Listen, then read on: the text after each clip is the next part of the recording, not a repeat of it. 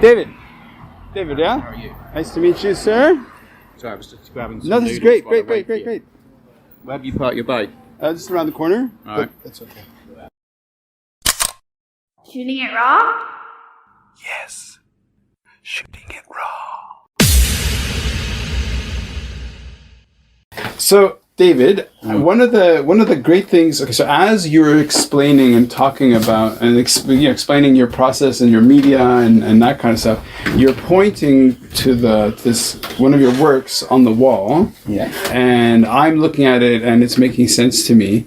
But in fact, this is the photo, the second photo that you sent through. Yeah. And how I'll describe it in the photograph, because photography can really increase the contrast and just the light and all this stuff.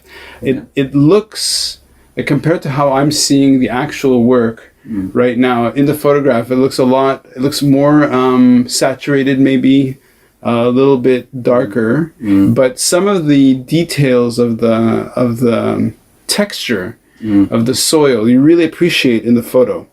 And it looks like hillsides. It's all in browns.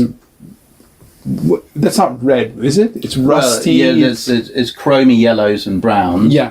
Slightly greeny brown here probably, and then there's this reddish sort of soil and dark brown soils, and the black from the wood ash that I use. Yeah. So when I look at this, my association is photographs of Mars. You know, whenever you see photos of Mars, it's that incredible sort of topography and landscape of reds and cliffs. So in this particular image, are you actually working more organically and just creating the shapes, or were you actually modeling this after a landscape? Yeah, I mean, I think there's a number of things coming together here. When we look at a landscape, we see the green hills, the blue sky or whatever, and I don't have green or blue when it comes to soil.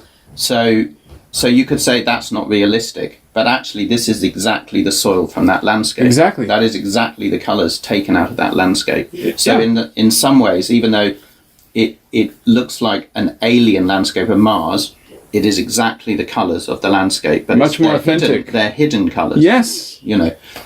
So it's partially inspired by the hills all around me, because that's what I see when I look out the window here, and the valley, and it's a historical consciousness too, because the valley here used to be all rice fields, rice paddies, and you can see there's a little bit of, it's very abstracted of course, but there's sort of rice paddy type of feeling, and the ash is creating perhaps a little feeling of sort of wateriness there, and also it's inspired by things that I picked up when I was exploring around the hills. So, for instance, you can see here, this seed here was exactly this. Okay. Here. So you lifted a seed, and in the middle of the and this flat seed was the inspiration for this. Okay. But I placed the various seeds together in a way that also created a little bit of a feeling of a sort of human form. Well, it's very vaginal. Like a sort of a goddess type feeling, and so I think that's also there. So there's a sort of spiritual aspect, I would say. So there's a number of things sort of coming together. So it's not, some of the other pictures I've done are purely abstract in a way. They're purely just using the textures and the colours. And this one is bringing in some sort of pictorial forms. Yeah. But it's still in quite an abstract and way that you have to like get into it like a puzzle to sort of understand it a bit. But here's what I really appreciate is that this is a theme that recurs in the podcast, is people living their lives and then they hit this decision point, and for whatever reason, like in your illustration or in your painting, that your life is following a channel, right? So in your case, super entrepreneurial.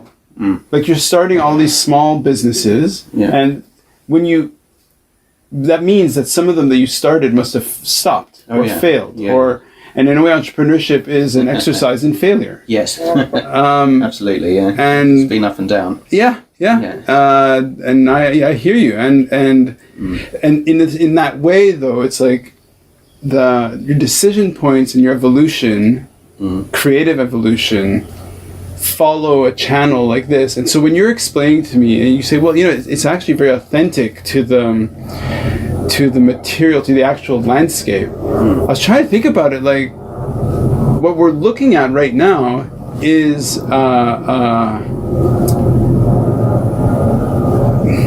geological I mean, what you're representation. Normally art is a representation. Yeah. But to a certain extent, this isn't a representation. This is the landscape. Yeah. Yeah. It's actually parts of the landscape, just sort of borrowed in a way from the landscape. Sure. and rearranged. Yeah. In a certain way. So, I think there is a sort of, yes, it is a representation, but it's more than just a representation. I absolutely understand, and I think the texture of it, when you come close, when you actually see the graininess and and I'm sure the smell of it, right? So did you coat this with a fixer of some sort, or I varnish it with the gum Arabic. Oh, okay. Yeah. So the gum Arabic has a certain sort of smell to it as well. Yeah. And it has a sort of very bitter sort of taste. I think even some tree gums are used in Chinese medicine, for instance, or in Aboriginal medicine in Australia.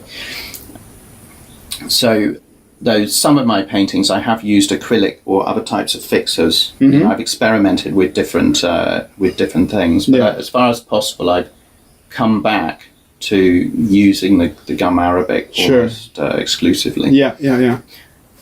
So that I love the textures, and with a lot of soil, there are plenty of other artists around the world who use soil in one way or another, and often sort of grind it up very, very fine.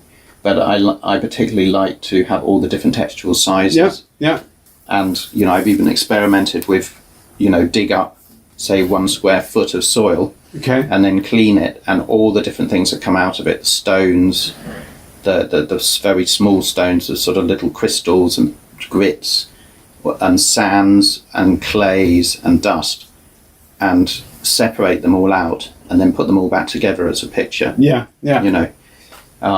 Because usually when we look at soil, we don't even think about it. Of course, we just walk on it. Soil to most of us is as unknown as Mars or the depths of the ocean. Yet the soil is full of incredible life. And we just think of soil as mud, the sort of words we use for it. Yeah. Right? And it's this sort of brown stuff. So just being able to I sometimes have students here for workshops. Okay. I had a group from the Hong Kong University architecture department out last month. Okay. And just to dig up some soil and separate it out into all the different components and see all the different colours that can come out of it, completely sort of woke them up to seeing soil from a different perspective. Absolutely. So that is a way that I think I can use art to get people to just sort of shift their thinking in terms of soil. Yeah. And why should we even bother to shift our thinking in terms of soil? Because frankly, you can look at the earliest civilizations going right back to the sort of the city of Ur, in Mesopotamia and everything, and you can see how civilizations have fallen because they let their soils erode. Okay. And those civilizations perhaps have moved on, and then they've settled somewhere else, and then those soils have been eroded. Okay. The Lebanon area used to be covered with the cedars of Lebanon. Yeah. It was a rich forest area, but much of it was cut down, and even to this day, the landscapes haven't really recovered. So, have you been to Lebanon? No, but I've read a lot about soils around the world. Okay. And the lowest plateau in China, for instance, where it's badly eroded. So the Yellow River is full of the silt down from the mountains. Right. And of course the Dust Bowl in America, where their prairie soils were blown away. Yeah. So increasingly we recognise today that we have to care for and preserve the soils we've got left. There's still about 95% of the Earth's agricultural land is very degraded soil. Sure. And therefore bringing life back into the soil is an important part of being able to sustain our civilizations going forward. Yeah. And it's just, an opportunity to think about these type of issues. Right. Yeah. I love it. Let's go to the next image, shall we? Sure. You want to say something else about this piece? No, so I can go on and on, as you know, but... This is great. That's why I'm here. Awesome.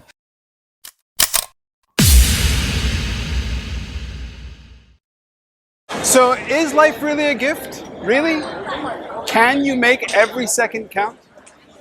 That's the whole point of the podcast. So if you like what you've seen and you're inspired, because that really is my mission, then please give it a like, subscribe, and share. Shooting it raw? Yes. Shooting it raw.